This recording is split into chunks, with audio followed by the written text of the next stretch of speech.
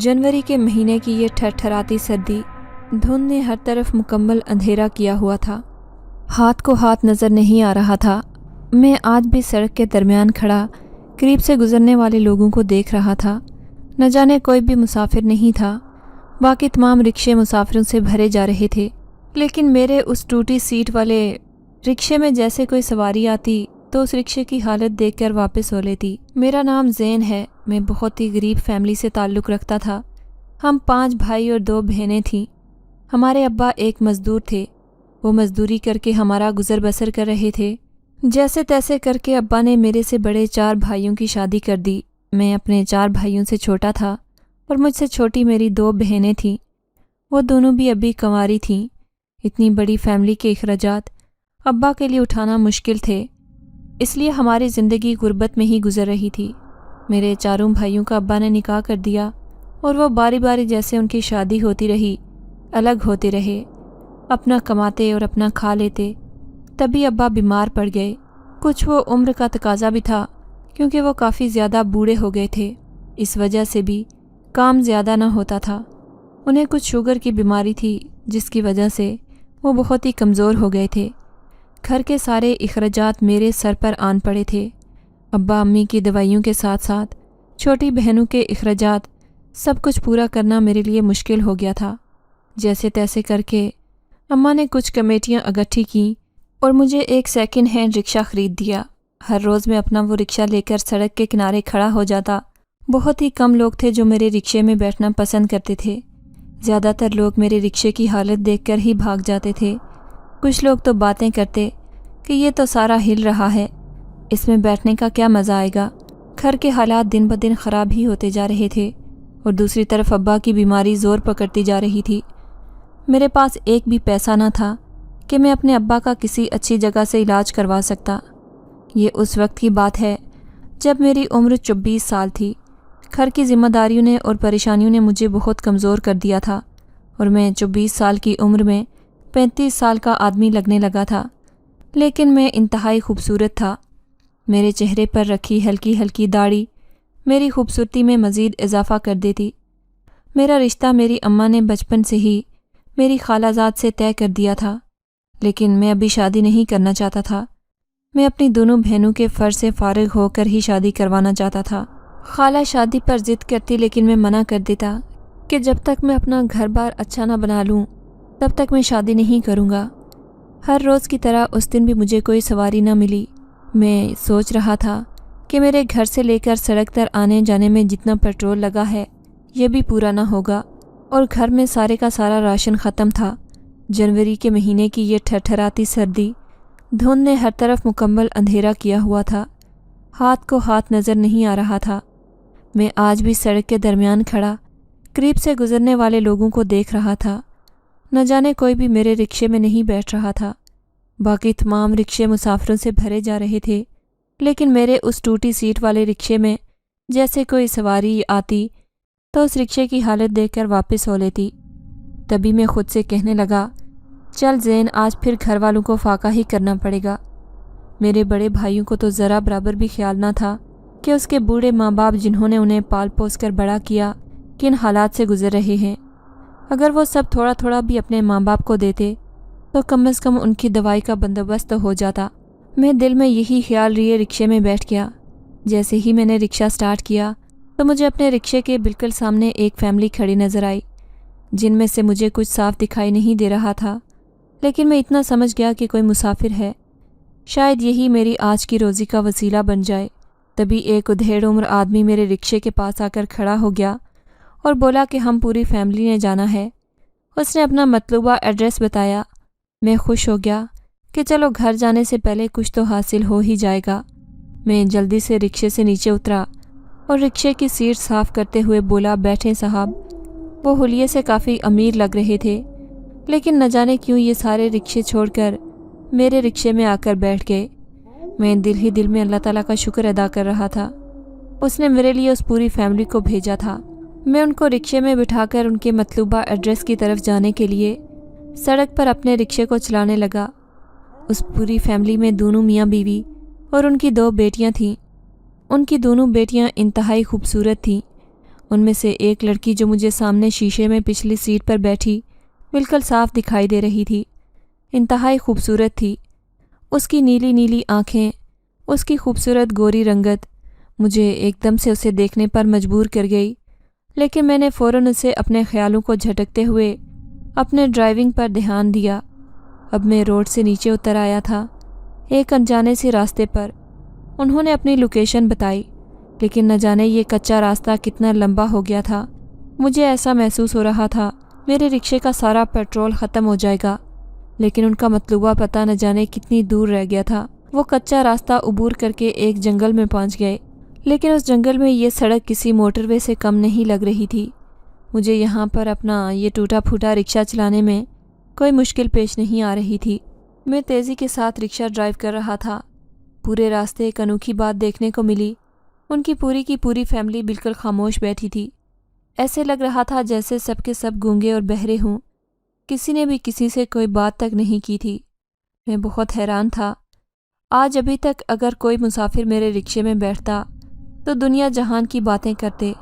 عورتیں تو بس کبھی اپنے شوہروں کی برائیاں اور کبھی اپنے سسرال والوں کی برائیاں ہی کرتی رہتی تھی، لیکن اس پوری فیملی میں مجھے یہ بات بہت اچھی لگی کہ یہ سب کے سب خاموشی کے ساتھ بیٹھے اپنے ارد گرد کے ماحول کا جائزہ لے رہے تھے۔ جیسے ہی میری گاڑی اس جنگل میں سے گزرتی، سڑک پر چل رہی تھی، کافی آگے جا کر انہوں نے مجھے ایک جگہ رکنے کا بولا۔ میں نے اللہ کا شکر ادا کیا۔ بڑی مشکل سے اپنے مطلوبہ پتے پر پہنچا تھا۔ وہ پوری کی پوری فیملی میرے رکشے سے نیچے اتری۔ انہوں نے مجھے یہاں تک آنے کے کافی زیادہ پیسے دیے تھے۔ میں وہ پیسے گن کر حیران رہ گیا۔ وہ تو میری بچت سے کافی زیادہ تھے۔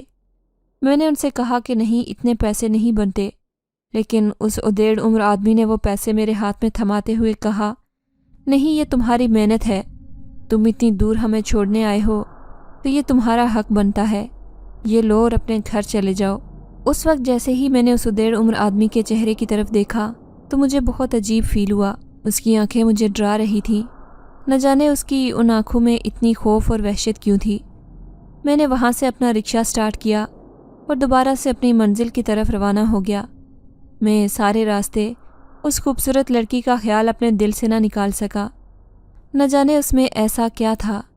پھر مجھے اپنی منگیتر کا خیال آیا کہ وہ کون سا کم خوبصورت ہے۔ میں کیوں کسی غیر کا خیال اپنے دل میں لے کر آ رہا ہوں۔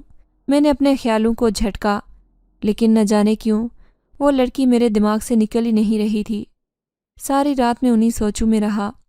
پوری رات میں اچھی طرح سے سو نہ سکا۔ صبح اٹھتے ہی میں نے اپنا رکشہ صاف کیا اور کام کے لیے نکل گیا۔ گھر سے اڈے تک جاتے ہوئے میرے دل میں یہی وہم تھا کہ نہ جانے آج بھی کوئی سواری ملے گی کہ نہیں۔ کل تو اچھا خاصا کما لیا تھا، جس سے ابا کی شوگر کی گولیاں اور گھر کا کچھ راشن خرید کر لے گیا تھا۔ آج تو گھر والے بھی خوش ہو گئے تھے کیونکہ سب نے پیٹ بھر کر کھانا کھا لیا تھا۔ آج بھی میں اللہ سے دعا کر رہا تھا کہ مجھے کوئی ایسی ہی سواری مل جائے تاکہ آج کے دن بھی ہم سب لوگ پیٹ بھر کر کھانا کھا لیں۔ مجھے اپنے سے زیادہ فکر اپنے ماں باپ اور بہنوں کی ہوئی تھی۔ خود تو میں ایک ٹائم بھوکا بھی گزار لیتا، لیکن ان کا اس طرح بھوکا رہنا مجھ سے برداشت نہیں ہوتا تھا۔ نہ جانے میری سوچ میرے بڑے بھائیوں جیسی کیوں نہیں تھی۔ میں کیوں اپنے ماں باپ کو دکھ نہیں دینا چاہتا تھا۔ میں تو ان کے احسانوں کا بدلہ کبھی نہیں دے سکتا تھا، اسی لیے میں اپنی زندگی میں ان کے لیے کچھ کرنا چاہتا تھا۔ اگلے دن جیسے ہی میں سڑک پر کھڑا، بڑی سی گرم چادر منہ میں لپیٹے کھڑا سواریوں کا انتظار کر رہا تھا، خود دل ہی دل میں سوچ رہا تھا کہ کاش وہ فیملی آج پھر آ جائے، میری تو دہاڑی بن جائے گی۔ میرے دل میں اس لڑکی کا خیال آیا اور میں اکیلے ہی مسکرا کر رہ گیا۔ میں نے دیکھا میرے سامنے وہی ادیڑ عمر آدمی اور اس کی فیملی کھڑی تھی، لیکن ابھی تو وہاں کوئی بھی نہیں تھا۔ میں یہ دیکھ کر ہکا بکا رہ گیا کہ نہ جانے وہ ایک منٹ میں کیسے یہاں نمودار ہو گئے۔ آج پھر انہوں نے کہا کہ انہوں نے میرے رکشے میں اپنے گھر تک جانا ہے، لیکن نہ جانے یہ لوگ ہر روز اتنا لمبا فاصلہ طے کر کے کہاں جاتے تھے۔ میں دل ہی دل میں سوچ رہا تھا۔ پھر مجھے خیال آیا کہ مجھے کیا لینا دینا، مجھے تو اپنے کام سے مطلب ہے کہ جہاں مرضی آئیں جہاں مرضی جائیں، مجھے اس سے کیا۔ تبھی میں نے اپنی رکشے کی سیٹ صاف کی اور دوبارہ سے ان کو اپنے رکشے میں بٹھا لیا، پھر سے ان کے گھر کی طرف چل دیا۔ آج مجھے راستہ پہلے سے زیادہ لمبا اور دشوار لگ رہا تھا۔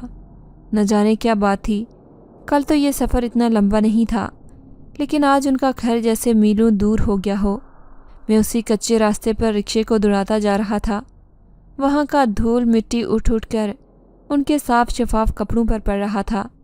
تبھی شیشے میں سے میری نظر اسی خوبصورت چہرے پر پڑی جو پوری رات میری آنکھوں کے سامنے سے اوجھل نہیں ہوا تھا۔ آج تو وہ کل سے بھی زیادہ خوبصورت لگ رہی تھی۔ میں سوچنے لگا کہ اللہ تعالیٰ نے کتنے خوبصورت لوگ پیدا کیے ہیں اس دنیا میں۔ وہ لڑکی تھی بھی تو کمال کی خوبصورت۔ آج تو خاموشی ٹوٹ چکی تھی۔ وہ ادیڑ عمر آدمی آہستہ آہستہ اپنے گھر والوں سے باتیں کر رہا تھا۔ ان کی آواز اتنی مدھم تھی کہ میں بالکل قریب بیٹھا ان کی گفتگو نہ سن سکا۔ مجھے ان کی گفتگو سے کوئی سروکار بھی نہ تھا۔ میں اپنا رکشہ چلانے میں مگن تھا۔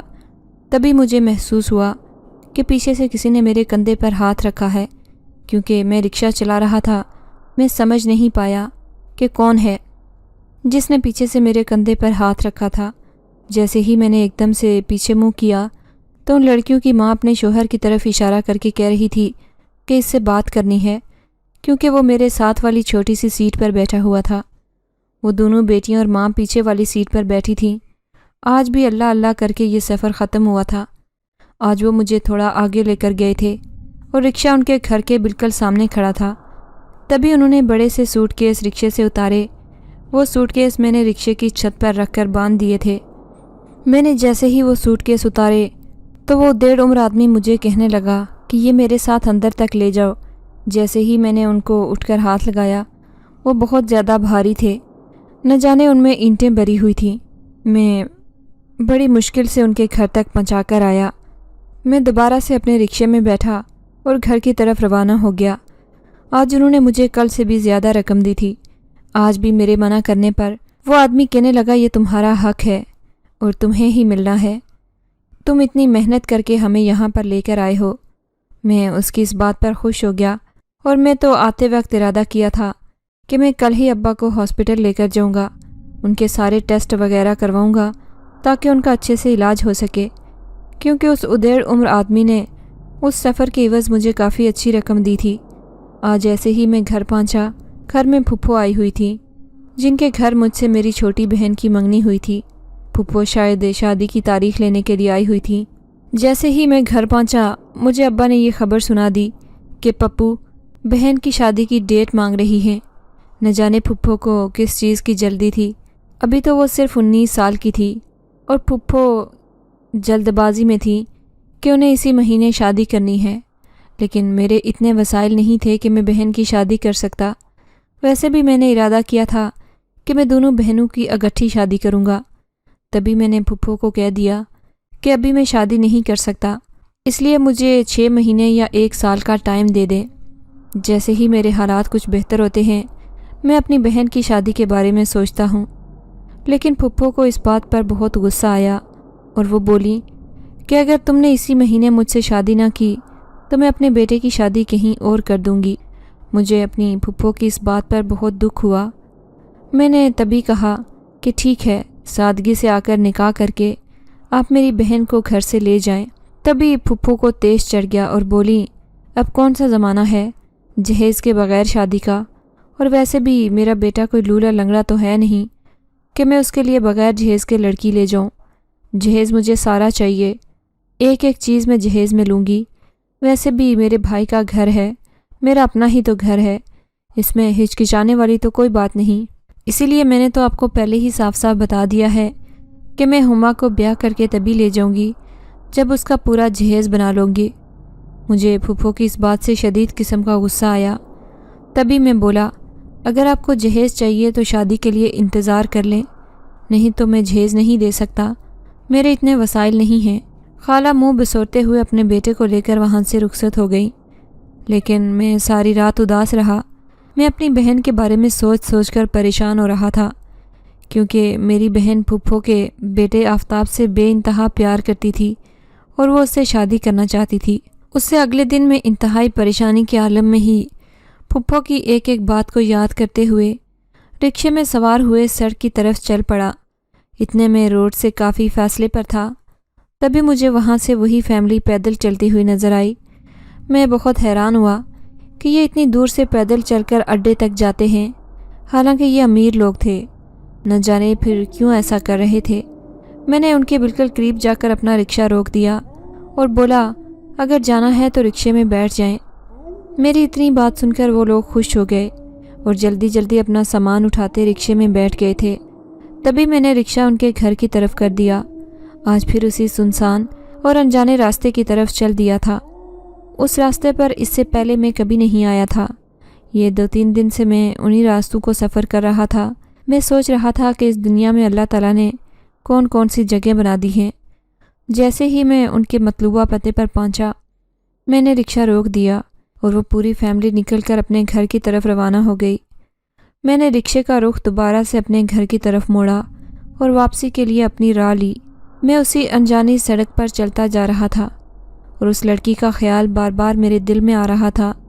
جتنا میں اپنے خیالوں کو جھٹکتا، وہ لڑکی اتنی ہی میرے خیالوں پر غالب ہو جاتی تھی۔ جیسے ہی میں نے رکشہ اپنے گھر کے دروازے کے آگے روکا تو میں پچھلی سیٹ پر پڑا وہ ہینڈ بیگ دیکھ کر حیران رہ گیا، کیونکہ یہ تو اسی فیملی کی لڑکی کا تھا جسے میں مسلسل 3 دن سے اس کے گھر چھوڑ کر آ رہا تھا۔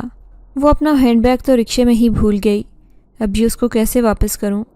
پھر میں نے سوچا کہ میں اسے اپنے گھر لے جاتا ہوں، خود ہی میری بہنیں اسے یوز کر دیں گی اور پھینک دیں گی۔ لیکن پھر مجھے خیال آیا کہ ایسا کرنا اچھا نہیں ہے۔ میں اس لڑکی کو وہ ہینڈ بیگ واپس کر دینا چاہتا تھا۔ تبھی میں اپنے رکشے کا رخ موڑتے ہوئے دوبارہ اسی سنسان اور ویران سڑک پر چل دیا۔ اب کی بار رات کا اندھیرا چھا رہا تھا، کافی شام ہو چکی تھی۔ شام کے بعد پھیلنے والا اندھیرا مکمل طور پر پھیل چکا تھا اور میں اس انجانے راستے پر چلتا جا رہا تھا۔ نہ جانے کیوں جب میں اس فیملی کے ساتھ ہوتا تھا تو مجھے خوف اور ڈر محسوس نہیں ہوتا تھا۔ آج میں اکیلا تھا، مجھے اتنا خوف محسوس ہو رہا تھا کہ پتہ نہیں میرے ساتھ کیا ہو جائے گا۔ اتنا خوف، اور اس بھیانک جنگل میں مجھے لگ رہا تھا ابھی کوئی ادھر ادھر سے جنگلی جانور نکلے گا اور مجھ پر حملہ کر دے گا۔ لیکن مجھے اس لڑکی کی امانت اسے واپس کرنی تھی۔ میرے باپ نے مجھے ہمیشہ سے ایمانداری کرنا سکھایا تھا۔ میں نہیں چاہتا تھا کہ کسی کا ہینڈ بیگ میرے پاس رہے اور اس میں سے کوئی قیمتی چیز نکلے، میرا دل بے ایمان ہو جائے۔ میں اس کو باحفاظت اس کی مالکن تک پہنچا دینا چاہتا تھا۔ جیسے ہی میں اس سنسان سڑک سے گزرتا ہوا اس خاندان کے گھر کے قریب پہنچا تو میں یہ دیکھ کر ہکا بکا ہی رہ گیا۔ وہاں تو کوئی آبادی تک نہ تھی، وہ بالکل ویران اور خالی جگہ پڑی ہوئی تھی۔ ایسے لگ رہا تھا جیسے صدیوں سے یہاں کوئی بسا ہی نہ ہو۔ نہ جانے وہ گھر، وہ آبادی کہاں غائب ہو گئی تھی جو میں نے ان لوگوں کو یہاں چھوڑتے وقت دیکھی تھی۔ وہ گھر بھی وہاں پر موجود نہ تھا جس میں سامان اندر تک چھوڑ کر آیا تھا، اور یہ بھی 2-3 گھنٹے پہلے کی ہی تو بات تھی۔ میں حیران تھا کہ اتنی جلدی وہ کہاں غائب ہو گیا۔ مجھے ایسے لگ رہا تھا جیسے میری نظریں دھوکہ کھا رہی ہوں۔ میں نے بہت کوشش کی کہ خود کو سنبھالوں اور دیکھ سکوں کہ وہ گھر کہاں ہے تاکہ میں یہ ہینڈ بیگ اس لڑکی کو تھما دوں، لیکن مجھے بہت مایوسی ہوئی جب مجھے وہاں پر کچھ بھی نظر نہ آیا۔ میں نے واپسی کے لیے اپنی راہ لی۔ میں باحفاظت وہ ہینڈ بیگ اپنی سیٹ کے نیچے والی جگہ پر رکھ دیا تاکہ کوئی بھی اس سے چھیڑخانی نہ کرے، اور نہ ہی اس کو گھر کے اندر لے کر گیا تھا۔ میں جیسے ہی صبح اٹھا میں نے دیکھا وہ ہینڈ بیگ سیٹ کے نیچے ہی تھا، کسی نے بھی اس کو ہلایا تک نہ تھا۔ میں سوچ رہا تھا کہ شاید میں ان کے گھر کا راستہ بھول گیا ہوں اور میں کسی اور انجانے راستے کی طرف چلا گیا تھا، لیکن آج میں نے دوبارہ سے ارادہ کر لیا تھا کہ میں ان لڑکیوں کو اور ان کے خاندان تک ضرور پہنچوں گا۔ آج بھی میں نے اڈے پر کسی بھی سواری کا انتظار نہ کیا بلکہ سیدھا اس خاندان کے ایڈریس پر چلا گیا۔ لیکن یہ کیا، آج بھی وہاں بہت ہی سنسان اور ویران جگہ تھی، کوئی بھی چرند پرند وہاں نہ تھا۔ اور آج ایک اور عجیب و غریب چیز دیکھنے کو ملی، یہاں کے درخت بھی بہت سنسان تھے اور پراسرار تھے۔ بہت وحشت محسوس ہو رہی تھی، نہ جانے کب کوئی جنگلی جانور نکلے اور مجھے کھا جائے، اور ان کا گھر وہاں سے بالکل غائب تھا۔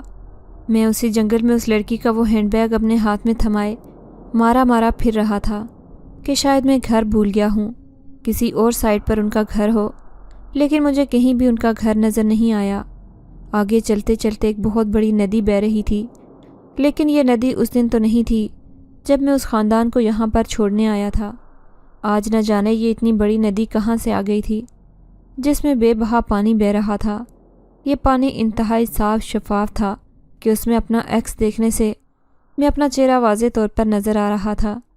جیسے ہی میں نے ایک طرف نظر دوڑائی، ادھر بہت خوبصورت سفید کلر کے پینٹ والا محل نما گھر نظر آیا۔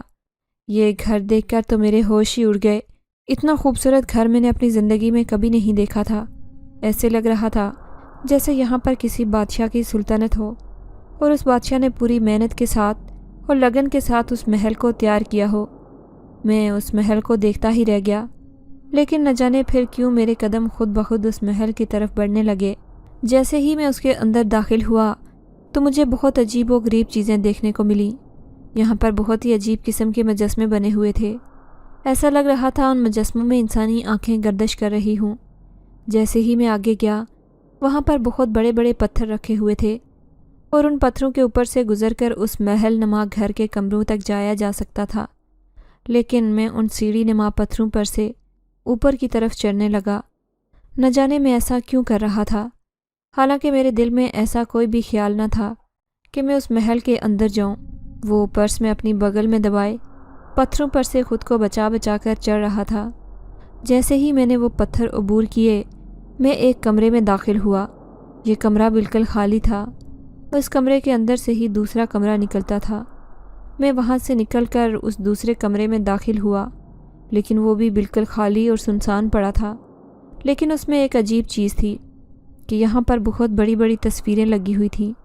ان تصویروں میں کالا رنگ بھرا ہوا تھا اور غور سے دیکھنے سے معلوم ہوتا تھا کہ یہاں کوئی بھیانک شکل بنائی گئی ہے جس کی آنکھوں اور منہ سے خون بہہ رہا تھا۔ میں ایک دم سے اس تصویر کو دیکھ کر ڈر گیا۔ میں وہاں سے باہر نکلنا چاہتا تھا، لیکن میں دیکھ کر حیران رہ گیا کہ جس کمرے سے گزر کر میں دوسرے کمرے میں آیا تھا وہ تو راستہ ہی بند ہو چکا تھا۔ نہ جانے یہ کیسے ہو گیا، ابھی تو راستہ کھلا تھا۔ میں سوچ سوچ کر حیران ہو رہا تھا۔ میں اسی کمرے کے دوسرے دروازے سے نکل کر بالکل باہر کی طرف آیا تو یہاں بہت بڑا ہال تھا اور اس ہال میں سونے کی کرسیاں پڑی ہوئی تھیں، جن کرسیوں پر اسی خاندان کے سارے افراد بیٹھے ہوئے تھے، جن میں ان کی 2 بیٹیاں اور وہ دونوں میاں بیوی تھے۔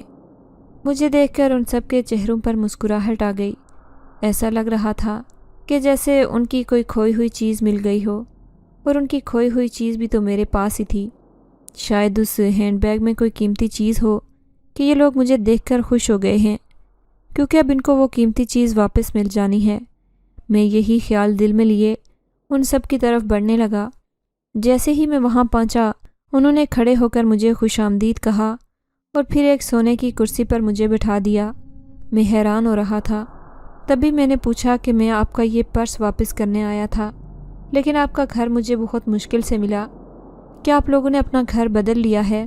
جہاں آپ کا پہلا گھر تھا وہاں پر اب کچھ بھی نہیں ہے، وہاں تو جگہ خالی پڑی ہوئی ہے۔ میں ایک ہی سانس میں کئی سوال کر گیا، لیکن وہ سب کے سب خاموش تھے۔ تبھی میں نظریں گھما کر ان کی طرف دیکھنے لگا تو وہ ادھیڑ عمر آدمی بولا کہ تم یہاں نہیں آئے، تمہیں ہم خود یہاں لے کر آئے ہیں۔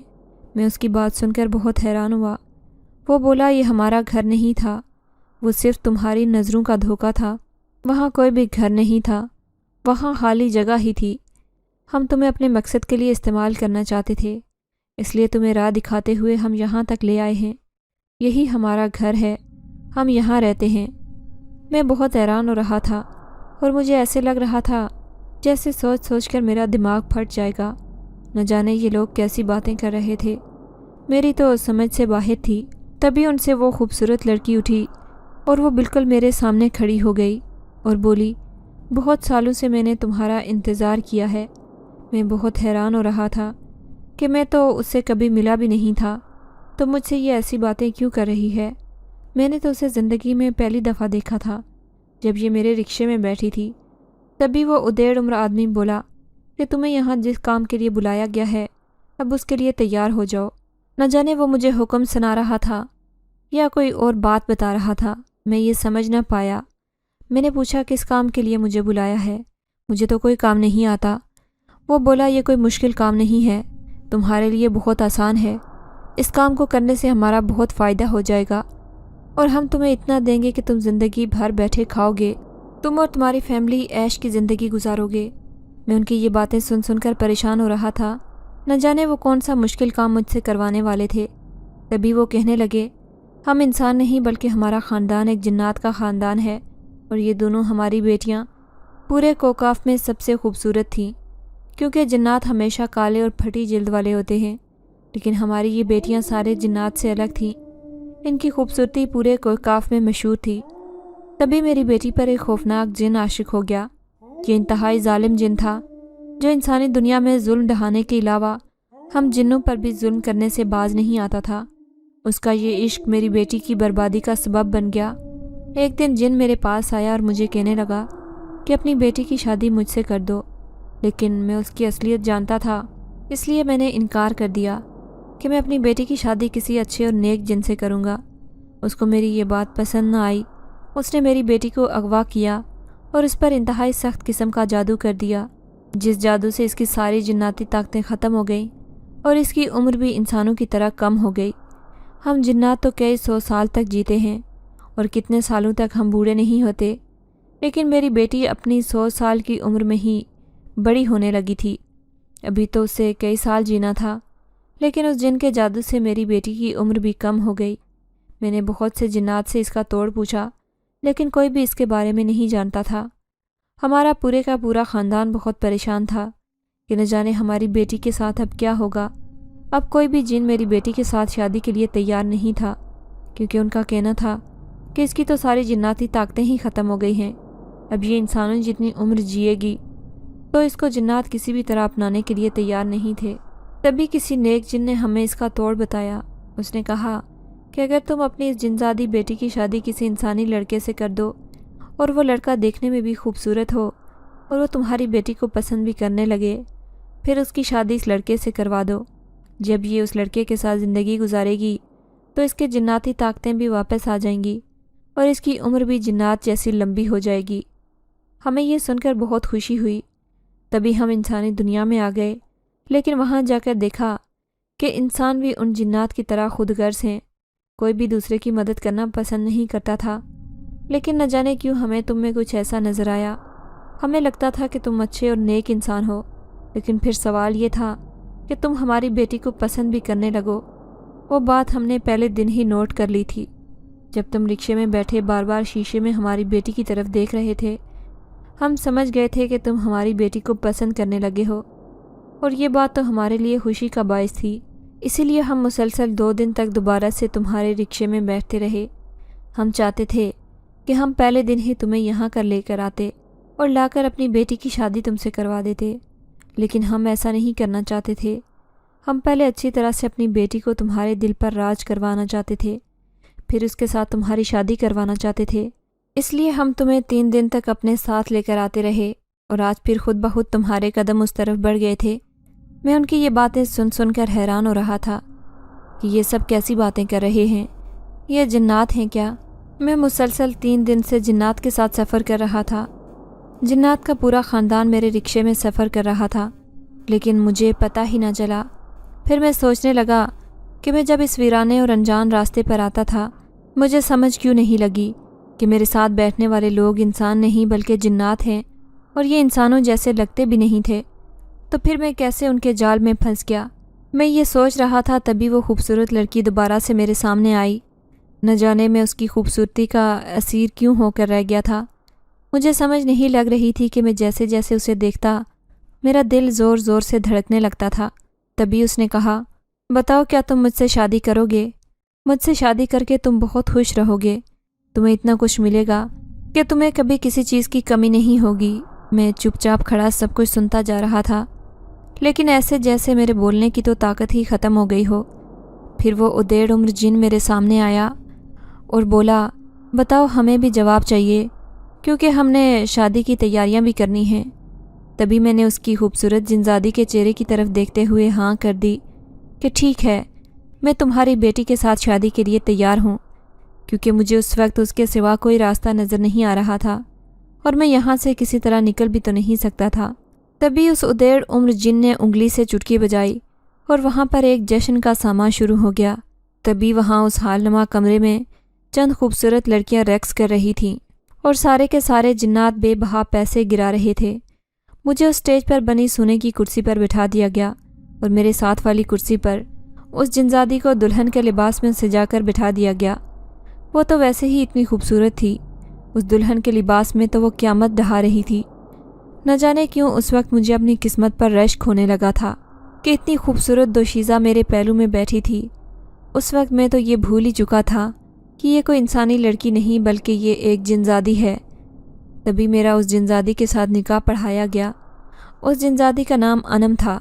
अनम उस दिन सारी मेरे नाम लिखी जा चुकी थी और मैं उसके नाम। तभी उस जिनज़ादी के बाप ने मुझे ढेर ख़जाना दिया और बोला, मेरी बेटी अब तुम्हारे पास है और अब ये तुम्हारे साथ इंसानी दुनिया में जाएगी और तुम इसके साथ ज़िंदगी गुजारोगे। मैं हाँ में सर हिलाता जैसे ही उस जिनज़ादी का हाथ पकड़ते हुए उस बड़े से हाल से निकला तो न जाने क्यों वो सारे पत्थर, वो सारी तस्वीरें, हर चीज़ गायब हो चुकी थी।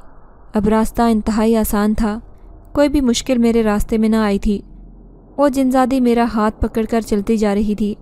जैसे ही हम उस महल नुमा घर से निकले तो वहाँ एक खूबसूरत बग्गी तैयार थी जिसमें मुझे और उस जिनज़ादी को बिठा दिया गया और वो बग्गी मेरे घर की तरफ रवाना हो गई। मैं उस बग्गी में उस जिनज़ादी के साथ बैठे मुसलसल सोच रहा था कि मैं घर वालों को क्या जवाब दूंगा कि मैं इस लड़की को कहाँ से लेकर आया हूँ, हालांकि ये अब मेरी बीवी थी। वो जिनज़ादी मेरी तरफ देखकर बोली, तुम जो सोच रहे हो मैं जान गई हूँ। तुम अपने घर वालों से कह देना कि तुम मुझे पसंद करते थे और मुझसे शादी कर ली, और ये बता देना कि मैं बहुत अमीर हूँ, लेकिन ये बात उन्हें कभी ना बताना कि मैं एक जिनज़ादी हूँ, क्योंकि फिर इसका अंजाम अच्छा नहीं होगा। मैं हैरानगी से उसकी तरफ देख रहा था। तभी मैंने इरादा कर लिया कि मैं अपने घर वालों को ये बात नहीं बताऊंगा कि ये एक इंसानी लड़की नहीं बल्कि एक जिनज़ादी है।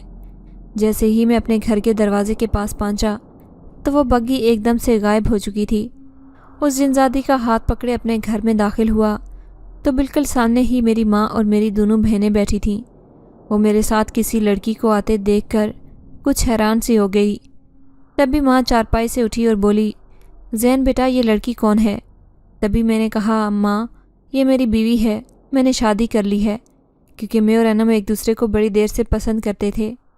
माँ के तो जैसे पाँव के नीचे से ज़मीन ही निकल गई। वो बोली, ये तुमने क्या किया? तुम्हें पता है ना तुम्हारी मंगनी शुरू से ही तुम्हारी खाला की बेटी से हुई थी। उस पर क्या गुजरेगी जब उसे इस बात का इल्म होगा कि तुमने किसी और लड़की से शादी कर ली है। मैं किसी की परवाह किए बिना उस जिनज़ादी अनम का हाथ पकड़े अपने कमरे की तरफ चल दिया। मुझे कुछ फ़र्क नहीं पड़ रहा था कि मेरी इस शादी से किसी को कोई तकलीफ़ होगी, क्योंकि मैं तो मुकम्मल तौर पर उस जिनज़ादी की मोहब्बत में खो गया था। कुछ दिन तक माँ अनम से नाराज़ रही और अनम से कोई भी बात ना की, लेकिन मेरे पास उतना मालो दौलत था कि मैंने उसे अपना बहुत अच्छा घर और एक गाड़ी ले ली और एक कपड़े की बहुत बड़ी बुटीक बना ली थी। मैं अपने भाइयों में सबसे ज़्यादा अमीर और सबसे ज़्यादा खूबसूरत बीवी भी मेरी ही थी, जो मेरी किस्मत में लिखी जा चुकी थी। अनम बिल्कुल आम इंसानी लड़कियों की तरह ज़िंदगी गुजार रही थी। कुछ ही दिनों के बाद माँ को जो अनम से नफ़रत थी वो सारी की सारी ख़त्म हो गई, क्योंकि अनम मेरी माँ की बेहद खिदमत करती थी। वो बिल्कुल उन्हें अपनी माँ की तरह समझती। गुज़रते दिनों के साथ माँ की मोहब्बत अनम के लिए बढ़ती जा रही थी। मेरी दोनों बहनों की भी अनम के साथ काफ़ी अच्छी दोस्ती थी।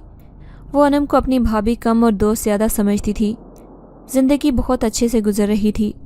मेरा कारोबार भी दिन दुगनी रात चुगनी तरक्की कर रहा था।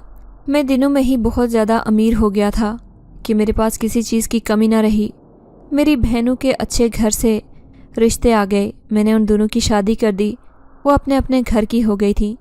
मैं अपने पैसे से अपने भाइयों की भी मदद करता, उनको भी अपने साथ कारोबार में लगा लिया था। अपने अब्बा का अच्छे अस्पताल से इलाज करवाया। लेकिन फिर एक दिन मुझसे मेरी ज़िंदगी की सबसे बड़ी खुशी छिन गई। एक दिन मैं रात को सोया हुआ था।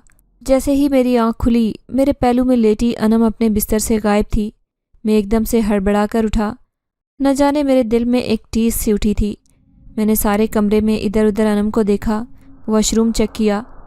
मैं बाहर की तरफ निकल गया, सारा घर छान मारा, लेकिन अनम कहीं भी नहीं थी। तभी मैंने अपनी माँ का दरवाज़ा खटखटाया, लेकिन वो तो माँ के कमरे में भी नहीं थी। न जाने अनम कहाँ चली गई थी। मैंने उसको हर जगह ढूंढा, वो मुझे कहीं भी ना मिली। कितने दिन गुजर गए, अनम का कुछ पता नहीं था। फिर मैंने सोचा वो अपनी जिन्नाती दुनिया में वापस तो नहीं चली गई, लेकिन ऐसा कैसे हो सकता था? उसने तो मेरे साथ ज़िंदगी गुजारनी थी। 10 साल हो चुके थे हम दोनों की शादी को। हम दोनों की मोहब्बत दिन ब दिन बढ़ती ही चली गई थी। میں اس کی محبت کا اسیر ہو چکا تھا۔ اس کے بنا ایک منٹ بھی رہنا میرے لیے بہت دشوار تھا۔ ان 10 سالوں میں ہماری کوئی اولاد نہیں ہوئی تھی۔ اس بارے میں لوگ ہم دونوں سے طرح طرح کے سوال کرتے۔ ماں کو بھی بہت خواہش تھی کہ میرا کوئی بچہ ہو۔ جب بھی میں انم سے اس متعلق بات کرتا تو وہ کہہ دیتی کہ یہ ممکن نہیں، لیکن میں پھر بھی اس کے ساتھ بہت خوش تھا۔ اس کے چلے جانے سے میری زندگی میں اندھیرا ہی اندھیرا چھا گیا۔ میرے دل کو سکون نہ ملتا تھا۔ اسے گئے کئی دن گزر گئے۔ میں ٹھیک سے کھانا کھاتا نہ پانی پیتا، دن بدن کمزور ہی ہوتا جا رہا تھا۔ لوگ مجھ سے طرح طرح کے سوال کرتے تھے۔